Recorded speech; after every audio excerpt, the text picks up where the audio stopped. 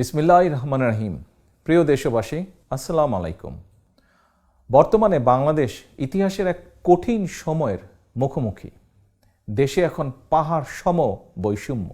একদিকে লুটেরাদের রাজত্ব, অপরদিকে লাঞ্ছিত বঞ্চিত মানুষের নিঃশব্দ কান্না। নিশিরাতে সরকারের এক অবৈধ মন্ত্রী বলেছে, দেশে নাকি এখন 4 কোটি লোকের জীবনযাপনের মান ইউরোপের মতন। প্রশ্ন, তাহলে বাকি 14 কোটি মানুষের জীবনযাপন মান কোন দেশের মতন? দেশের অধিকাংশ মানুষকে এখন কেন বাজারে গিয়ে প্রয়োজনীয় জিনিসপত্র না কিনে প্রায় ফিরে আসতে হয়? অসংখ্য মানুষকে কেন অর্ধাহারে অনাহারে থাকতে হয় প্রায় প্রতিদিন? কে দেবে এসব প্রশ্নের জবাব? প্রিয় দেশবাসী, বাস্তবতা হলো দেশে এখন নিত্য প্রয়োজনীয় প্রতিটি পণ্যের দাম সাধারণ মানুষের নাগালের বাইরে বলা যায়। একমাত্র কমেছে আওয়ামী নেতাকর্মীদের কথার দাম, কমেছে মানুষের মূল্য, মানবিক মর্যাদা। এর কারণ দেশ এখন মাফিয়া চক্রের কবলে। প্রিয় দেশবাসী, মাফিয়া চক্র অবৈধভাবে রাষ্ট্র ক্ষমতা কুক্ষিগত করে রাখতে গিয়ে দেশের প্রতিটি সাংবিধানিক প্রতিষ্ঠানকে নষ্ট বা ধ্বংস করে দিয়েছে। প্রধান বিচারপতি যখন ক্ষমতাসীন দলের ছাত্র সংগঠনের কাছে থেকে ফুলের তোড়া নেয় আর পুলিশের কাছ থেকে সহাস্যে তরবারি উপহার নেয়, তখন আর বুঝতে বাকি থাকে না রাষ্ট্রের সাংবিধানিক প্রতিষ্ঠানগুলো শুধু নষ্টই হয়ে যায়নি, এখন পচে দুর্গন্ধ ছড়াতে শুরু করেছে। প্রিয় দেশবাসী, আপনারা জানেন, অবৈধভাবে রাষ্ট্র ক্ষমতা কুক্ষিগত করে রাখতে গিয়ে মাফিয়া চক্র দেশে সুপরিকল্পিতভাবে সেনা হত্যাযজ্ঞ ঘটিয়েছে। বাংলাদেশের মহান মুক্তিযুদ্ধের ইতিহাসের অনিবার্য সাক্ষী বিডিআরের নাম ঠিকানা খোল নলচে পাল্টে দিয়েছে। দেশে বিদেশে র্যাব এবং পুলিশ বাহিনীকে মানবাধিকার লঙ্ঘনকারী খুনি বাহিনী হিসাবে পরিচিত করানো হয়েছে। আর সর্বশেষে এবার দেশের আনসার বাহিনীকেও মাফিয়া চক্রের টার্গেটে পরিণত করা হয়েছে। আওয়ামী চক্র তাদের হীন দলীয় রাজনৈতিক স্বার্থে গণতন্ত্রকামী জনগণের পেছনে লেলিয়ে দিয়ে আনসার বাহিনীকেও ধ্বংসের চক্রান্তে লিপ্ত হয়েছে। প্রিয় দেশবাসী, মাফিয়া সরকারের পতন ঘটিয়ে জবাবদিহিতামূলক রাষ্ট্র ও সরকার প্রতিষ্ঠা করতে না পারলে জনগণের বাংলাদেশে জনগণের সরকার, জনগণের শাসন কায়েম করতে না পারলে স্বৈরাচারের অন্ধকার থেকে দেশকে গণতন্ত্রের আলোয় ফেরানো সম্ভব নয়।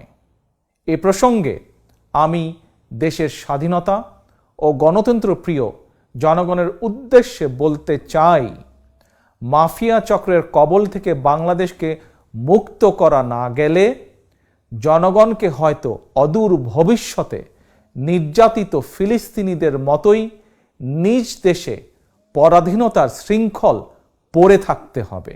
প্রিয় দেশবাসী, জনগণের বাংলাদেশে জনগণের শাসন কায়েম করতে হলে প্রথমেই প্রতিটি নাগরিকের ভোটের অধিকার প্রতিষ্ঠা করতে হবে।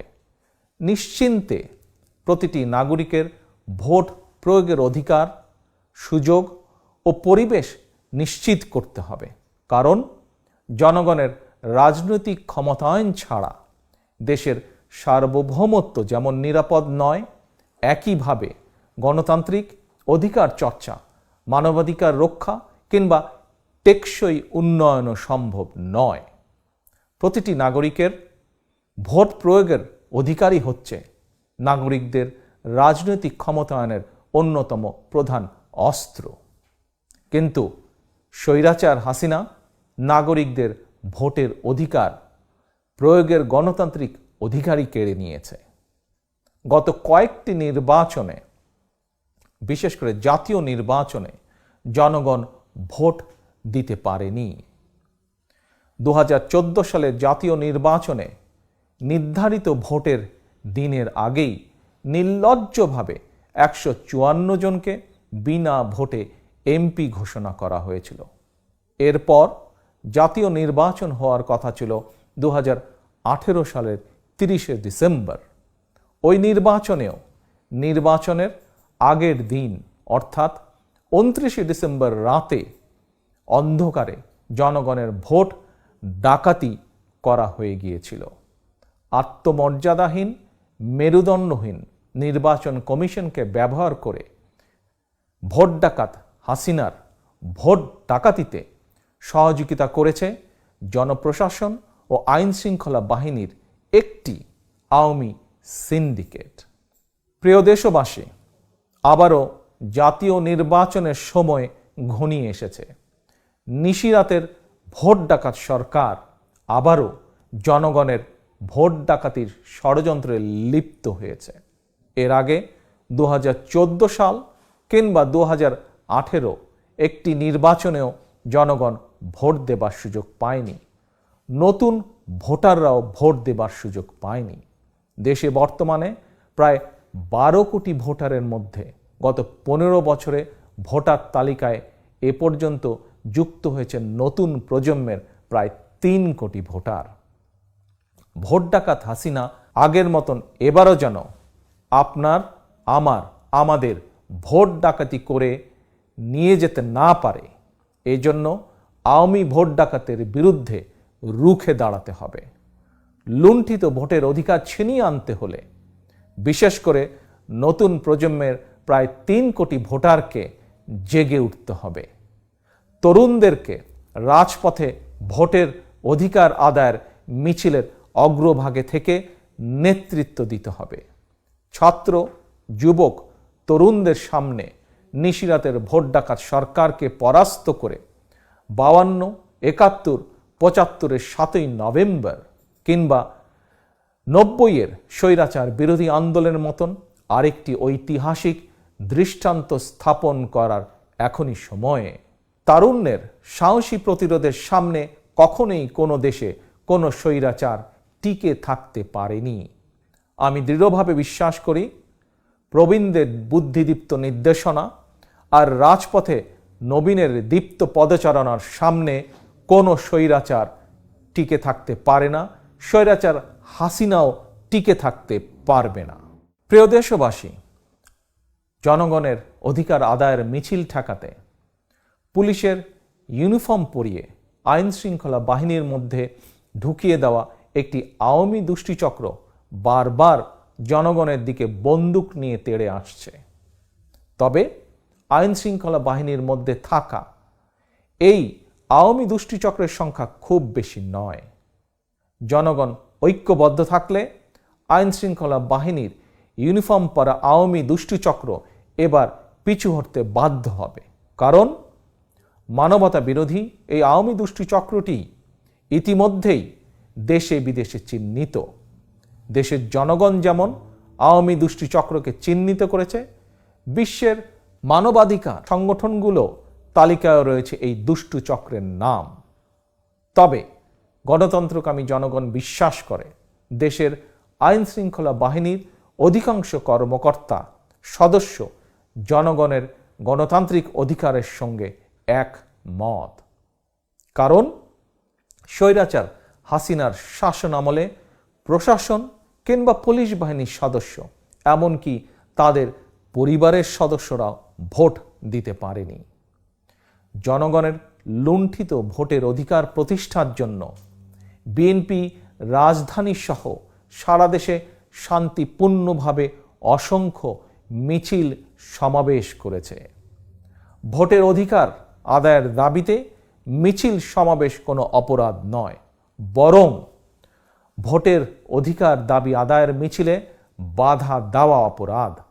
সুতরাং আমি জনপ্রশাসন এবং আইন শৃঙ্খলা বাহিনীর সদস্যদেরকে সতর্ক করে দিয়ে বলতে চাই, ভোটের অধিকার আদায়ের মিছিল সমাবেশে বাধা দিয়ে নিজেদেরকে অপরাধে জড়াবেন না। গণতান্ত্রিকামী জনগণ সন্ত্রাস, সহিংসতায় বিশ্বাস করে না। তবে আক্রান্ত হলে গণতান্ত্রিকামী জনগণের আত্মরক্ষার অধিকার রয়েছে। প্রিয় দেশবাসী, গণতন্ত্রকামী জনগণের দাবি স্পষ্ট। বর্তমান নিশিরাতের ভোট ডাকাত সরকার, সংসদ, মেরুদণ্ডহীন নির্বাচন কমিশন এবং দলীয় প্রশাসন বহাল রেখে সুষ্ঠু ও নিরপেক্ষ নির্বাচন সম্ভব নয়। সুতরাং চিহ্নিত ভোট ডাকাত শেখ হাসিনাকে রাষ্ট্রীয় ক্ষমতার বাইরে রেখে নির্বাচনকালীন নির্দলীয় নিরপেক্ষ সরকারের অধীনেই আগামী নির্বাচন হতে হবে। সুষ্ঠু এবং নিরপেক্ষ নির্বাচনের স্বার্থে এই মুহূর্তে দেশে গণতন্ত্রকামী জনগণের দফা 1, দাবি 1 শেখ হাসিনার পদত্যাগ। প্রিয় দেশবাসী, দাবি আদায় আগামী 28শে অক্টোবর রাজধানী ঢাকায় মহাসমাবেশের ডাক দিয়েছে বিএনপি। এই সমাবেশ সারা দেশের ভোটারদের মহাসমাবেশ। এই সমাবেশ দেশের গণতান্ত্রিকামী প্রতিটি রাজনৈতিক দলের সক্রিয় সমর্থন ও সহযোগিতা রয়েছে। এই সমাবেশের প্রতি বিশ্বের সকল গণতান্ত্রিক শক্তিরও নৈতিক সমর্থন রয়েছে। প্রিয় দেশবাসী, এই সমাবেশ 12 কোটি ভোটারের লুণ্ঠিত ভোটের অধিকার ছিনিয়ে আনার সমাবেশ। দুর্নীতিবাজ, লুটেরা, টাকা পাচারকারী, গুম, খুন, অপহরণকারীদের বিরুদ্ধে রুখে দাঁড়ানোর সমাবেশ এটি। দেশের প্রতিটি সাংবিধানিক এবং বিধিবদ্ধ প্রতিষ্ঠান ও প্রশাসন দলীয়করণ মুক্ত করার সমাবেশ এটি। দেশের কোটি কোটি কৃষক, শ্রমিক, মেহনতি মানুষের জন্য প্রতিদিন 3 বেলা খাবার নিশ্চিত করার সমাবেশ এই সমাবেশ। সাংবাদিক, কলামিস্ট, বুদ্ধিজীবীদের মত প্রকাশের স্বাধীনতা নিশ্চিত করার সমাবেশ। এই সমাবেশ দলমত, ধর্ম নির্বিশেষে প্রতিটি মানুষের জন্য দেশকে নিরাপদ করার সমাবেশ। ক্ষুদ্র ব্যবসায়ী, উদ্যোক্তা, বিনিয়োগকারীদের জন্য সন্ত্রাস এবং চাঁদাবাজি মুক্ত পরিবেশ নিশ্চিত করার সমাবেশ এই মহাসমাবেশ। দেশের প্রতি নারী এবং শিশুর জীবনযাত্রা নিশ্চিত নিরাপদ রাখার সমাবেশ 28শে অক্টোবরের মহাসমাবেশ। দেশের সকল ছাত্র, ছাত্রী, তরুণ, তরুণী তথা আগামী প্রজন্মের জন্য একটি নিরাপদ বাংলাদেশ গড়ার সমাবেশ এই 28 তারিখের মহাসমাবেশ। দেশের সকল শ্রেণী পেশার প্রতিটি নাগরিকের মানবিক মর্যাদা প্রতিষ্ঠার সমাবেশ। সর্বোপরি এই মহাসমাবেশ দেশে মুক্তিযুদ্ধের মূল মন্ত্র সাম্য, মানবিক মর্যাদা, সামাজিক সুবিচার প্রতিষ্ঠার সমাবেশ এই মহাসমাবেশ। সুতরাং একটি গণতান্ত্রিক মানবিক বাংলাদেশ গড়ার লক্ষ্যে এই মহাসমাবেশকে সফল করার কোনো বিকল্প নেই। সুতরাং বাংলাদেশের পক্ষের শক্তি, গণতন্ত্রের পক্ষের শক্তি, কৃষক, শ্রমিক, তরুণ, যুবক, ছাত্র, শিক্ষক তথা সকল শ্রেণীর পেশার সকল মানুষের প্রতি আমার আহ্বান, আপনারা 28শে অক্টোবরের মহাসমাবেশে ঐক্যবদ্ধভাবে দলে দলে যোগ দিন। প্রিয় দেশবাসী, শপথ নিন, দাবি আদায় না হওয়া পর্যন্ত এই আন্দোলন থামবে না। আগামী 28শে অক্টোবরের মহাসমাবেশের কর্মসূচি দাবি আদায় চূড়ান্ত আন্দোলনের মহাযাত্রায় ভোট ডাকাত শেখ হাসিনার বিরুদ্ধে ধারাবাহিক কর্মসূচির শেষের শুরু। গণতান্ত্রিক আমি, প্রিয় জনগণ, এবার আমি সারা দেশে আমার দলের সর্বস্তরের নেতাকর্মীদের উদ্দেশ্যে বলতে চাই, শত জেল, জুলুম, নির্যাতন, নিপীড়ন উপেক্ষা করেও দেশে গণতান্ত্রিক প্রতিষ্ঠার ঐতিহাসিক দায় থেকেই বিএনপি চলমান আন্দোলনের নেতৃত্ব দিচ্ছে। কারণ বাংলাদেশে যতবার গণতন্ত্র হত্যার চেষ্টা করা হয়েছে, প্রতিবারই গণতন্ত্র পুনর্জীবিত কিংবা গণতন্ত্র পুনঃপ্রতিষ্ঠায় বিএনপি নেতৃত্ব দিয়েছে। বিএনপির প্রতিষ্ঠাতা, স্বাধীনতার ঘোষক জিয়া স্বাধীন বাংলাদেশে গণতন্ত্র পুনর্জীবিত করেছিলেন। Mother of democracy Begum Khaleda জিয়ার নেতৃত্বে বাংলাদেশে গণতন্ত্র প্রাতিষ্ঠানিক রূপ পেয়েছিল। গণতন্ত্র বিকশিত হয়েছিল। একইভাবে গণতন্ত্রকামী সকল রাজনৈতিক দল এবং জনগণকে সঙ্গে নিয়ে আবারও দেশে গুম হয়ে যাওয়া গণতন্ত্র, মানবাধিকার, ভোটের অধিকার আদায়ের চলমান আন্দোলনে বিএনপি রাজপথে রয়েছে। এই আন্দোলন বানচাল করতে মরিয়া হয়ে উঠেছে শেখ হাসিনার মাফিয়া চক্র। তারা গণগ্রেফতার শুরু করেছে। বিএনপির নেতাকর্মীরা গ্রেফতার নির্যাতনে ভয় পায় না। ভয় পায় না বলেই আওয়ামী ফ্যাসিবাদী চক্রের রক্তচক্ষু উপেক্ষা করে বিএনপি সহ প্রতিটি আন্দোলনরত রাজনৈতিক দলের সমাবেশে লক্ষ লক্ষ জনগণের উপস্থিতি অব্যাহত রয়েছে। আজ আমি সারা দেশে আমার সর্বস্তরের নেতা কর্মী, বিশেষ করে গায়েবী মামলার শিকার প্রায় 43 লক্ষ নেতাকর্মীর প্রতি একটি নির্দেশনা দিতে চাই। গণতান্ত্রিকামী জনগণ বিজয়ের দ্বার প্রান্তে।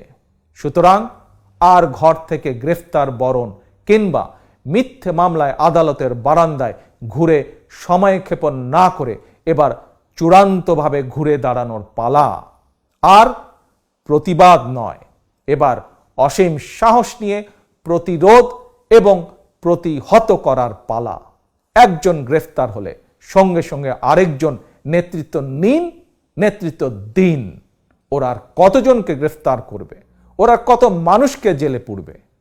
44,000 মানুষের ধারণ ক্ষমতার 68টি কারাগারে এরই মধ্যে লক্ষাধিক মানুষকে কারাবন্দী করে রাখা হয়েছে। গণতন্ত্রকামী মানুষের ভিড়ে কারাগারগুলোতে এক অমানবিক পরিস্থিতির সৃষ্টি হয়েছে। যাদেরকে গণহারে গ্রেফতার করা হচ্ছে এরা কেউ গুম, খুন, অপহরণ কিংবা চুরি, ডাকাতি বা কোনো অপরাধের সাথে তারা জড়িত নয়। তাহলে কেন এই অবৈধ গ্রেফতার? আমি স্বৈরাচার, ভোট ডাকাত, মাফিয়া সরকারকে হুঁশিয়ার করে বলতে চাই, এভাবে গণগ্রেফতারের পরিণতি ভালো হবে না। অবিলম্বে বিএনপি এবং ভিন্ন দল ও মতের মানুষকে গণগ্রেফতার বন্ধ করতে হবে। ইতিমধ্যে যাদেরকে গ্রেফতার করা হয়েছে তাদেরকে 28শে অক্টোবরের আগেই কারামুক্তি দিতে হবে। অন্যথায় কারাবন্দী এই মানুষেরাই আগামী 28শে অক্টোবর দেশের 68টি কারাগার থেকে একযোগে গণতন্ত্র মুক্তির আওয়াজ তুলতে বাধ্য হবে। প্রিয় দেশবাসী, আর সময় ক্ষেপণের সময় নেই। এখন চূড়ান্ত বিজয় অর্জনের লড়াই। এরই মধ্যে স্লোগান উঠেছে, এবার আর ছাড় নাই, ভোটের অধিকার ফেরত চাই। 1971 সালে আমরা যুদ্ধ করেছিলাম বাংলাদেশের স্বাধীনতা অর্জনের জন্য। আর আজকের এই আন্দোলন দেশ এবং জনগণের স্বাধীনতা রক্ষার আন্দোলন। অচিরেই গণতন্ত্রকামী মানুষের বিজয় নিশ্চিত হবেই হবে ইনশাআল্লাহ। আল্লাহ হাফেজ। বাংলাদেশ জিন্দাবাদ। বাংলাদেশ জাতীয়তাবাদী দল জিন্দাবাদ।